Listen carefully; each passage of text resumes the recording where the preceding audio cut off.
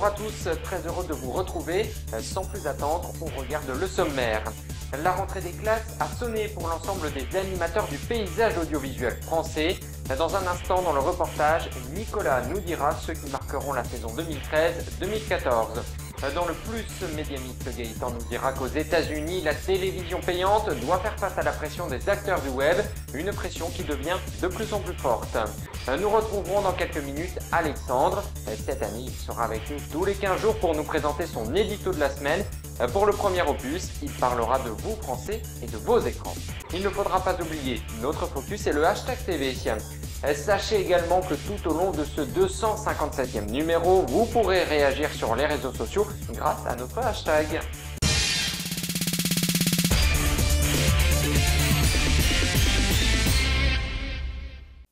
Voilà pour le sommaire de l'émission. La rentrée a sonné pour les animateurs de télévision.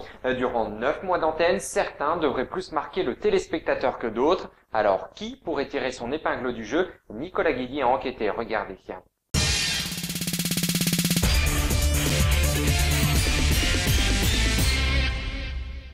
L'an passé, Gilles Boulot, Alessandra Sublet, Cyril Hanouna ou encore Michel Denisot ont marqué le paysage audiovisuel français.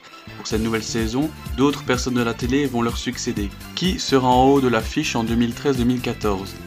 Le fait le plus marquant est l'arrivée d'Antoine Decaune au Grand Journal de Canal+. Il succède à Michel Denisot, ce dernier a préféré se consacrer entièrement au magazine papier Vanity Fair. Ce sera un vrai challenge pour l'ancien trublion de Nulle part ailleurs qui va avoir la lourde tâche de faire revivre le talk show dans une formule avec plus de fantaisie. Anne-Sophie Lapix est ressortie gagnante du Mercato 2013, elle va présenter C'est à vous sur France 5 en remplacement d'Alessandra Sublet. En juin dernier, elle a mis fin à 5 ans de collaboration avec la chaîne Cryptée. En 2012, elle avait quitté l'information. Un an après, elle la retrouve. La chroniqueuse du Grand 8 animera la tranche 18h-19h30 de iTélé, un beau défi pour l'ex-star du 20h de TF1. Il signe son énième retour à la télévision. Bruce Toussaint, écarté de la matinale d'Europe 1, revient sur la chaîne iTélé pour y présenter la tranche matinale 6-9h avec Amandine Bégaud.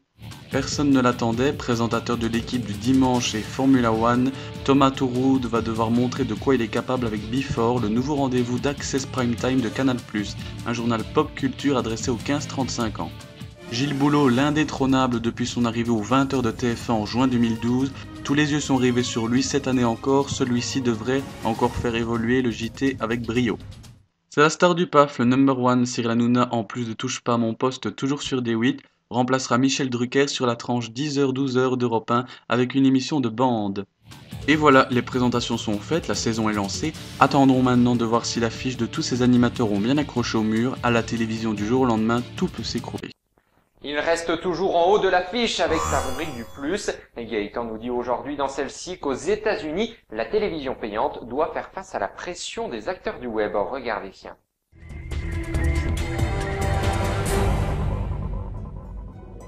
Aux États-Unis, la télévision payante fait face à la pression des acteurs du web.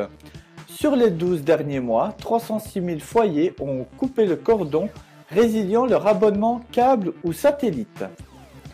Les plus de 30 millions d'abonnés américains revendiqués par Netflix, un service qui propose des contenus de haute qualité à la demande, mais aucun bouquet de chaînes, regardent non seulement le service sur leur ordinateur, mais aussi souvent via leur console de jeu.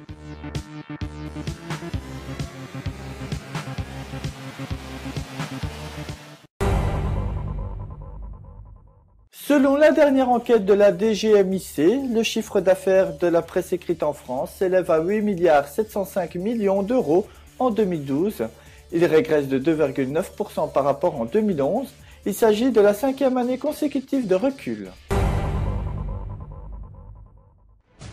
Attention, cette année le petit journal change, mais pas trop. Retrouvez-nous du lundi au vendredi sur Canal+. À 20h25. Retrouvez notre équipe de reporters. Chaque jour, le petit journal sera au cœur de l'actu. Nous irons sur le terrain en France. La rentrée a été historique pour l'émission du Petit Journal lundi dernier sur Canal+. Pour son nouvel horaire de rentrée à 20h25, le programme a réuni 1 900 000 téléspectateurs, soit 8% de part d'audience. Jamais il n'avait atteint un tel score hors présidentiel. Je suis Maxime Muscat et je suis là pour remplir les missions les plus extrêmes. Oh putain! Vous êtes de plus en plus nombreux à regarder la télévision de rattrapage sur ordinateur ou poste de télé. En juin, 217 500 000 vidéos ont été visionnées, soit une hausse de 6,1% par rapport à mai 2013. Un grand musée des médias consacré à la fois à la presse écrite, à la radio, à la télévision et à l'Internet va-t-il voir le jour en France ? C'est en tout cas le souhait de Christine Kelly, membre du Conseil supérieur de l'audiovisuel, le CSA. En effet, elle aimerait que la France crée un grand musée des médias consacré à la presse, à la radio et à la télévision. Parmi les hashtags Twitter les plus importants de l'univers télé, celui de cette semaine est « On regarde » Morandini. Depuis le 26 août dernier, Jean-Marc Morandini présente une toute nouvelle émission sur Énergie 12 dont le titre est Morandini Télé People Buzz. Vous avez été nombreux à trouver que ce programme était un échec, autant sur la forme que sur le fond.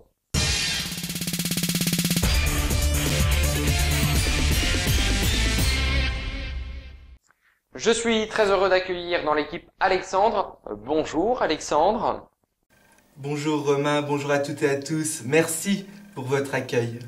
Alexandre, on va te retrouver tous les 15 jours en alternance avec Antoine. Tu viendras nous présenter ton édito de la semaine. Concrètement, il s'agira de tes coups de gueule ou on ne sait jamais de tes coups de cœur. Voilà, le résumé est parfait Romain, c'est exactement ça. Et oui, grosse, fine, esthétique et plate, je ne parle pas de la femme, mais bien de la télévision qui reste depuis des années chérie et préservée par les foyers français. Les personnes âgées ne délaisseraient pour rien au monde leurs écrans, ils en rateraient leur télésuite. Quant aux adolescents, ce sont eux aussi des pro-télévision. Les jeux vidéo sont très en vogue et très sollicités depuis plusieurs années. On attend d'ailleurs en septembre la sortie du nouveau GTA qui devrait engendrer une nouvelle épopée de l'ère télévisuelle. Mais néanmoins, les ordinateurs n'ont pas dit leur dernier mot. En effet, d'après l'INSEE, depuis 1999, les Français passeraient 10 fois plus de temps sur Internet. L'attrait des réseaux sociaux rattraperait progressivement la télévision, voire même la doublerait. Ce ne sont pas les jeunes qui vont dire le contraire. De plus, les films pornographiques d'AB3 sont désormais révolus. Mais ne vous en faites pas, YouPorn reste disponible pour assouvir tous vos plaisirs, aussi bien pour les hommes que pour les femmes. En cette rentrée, il n'y a bien évidemment aucun mal et aucune honte à se faire plaisir. Alors, la question qui reste en suspens est bien évidemment le duel qui oppose la télévision et l'ordinateur. Lequel des deux en sortira vainqueur? Eh bien, seule l'évolution grandissante de la technologie nous le dira, mais c'est sans compter l'arrivée prochaine d'une nouvelle tablette tactile volante. Comme quoi, vous voyez Romain, on n'arrête pas le progrès. Merci pour cette chronique très enrichissante. Rendez-vous dans 15 jours. L'équipe a regardé lundi dernier le lancement de la saison 10 du Grand Journal de Canal+. Le programme est désormais présenté par Antoine Decaune. Une vraie réussite. Regardez ici.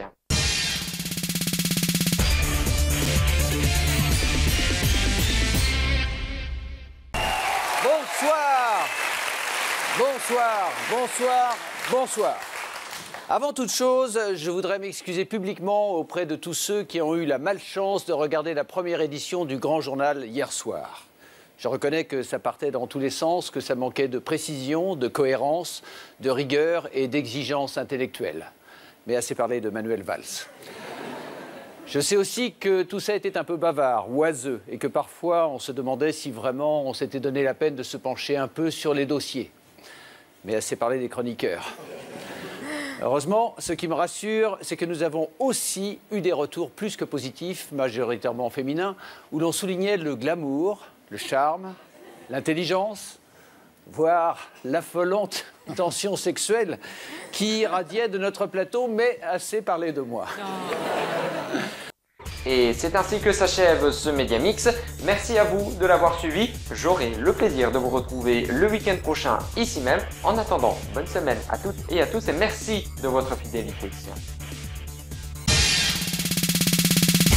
Retrouvez-nous dès maintenant sur Facebook et Twitter. L'information continue sur mediamixtv.fr.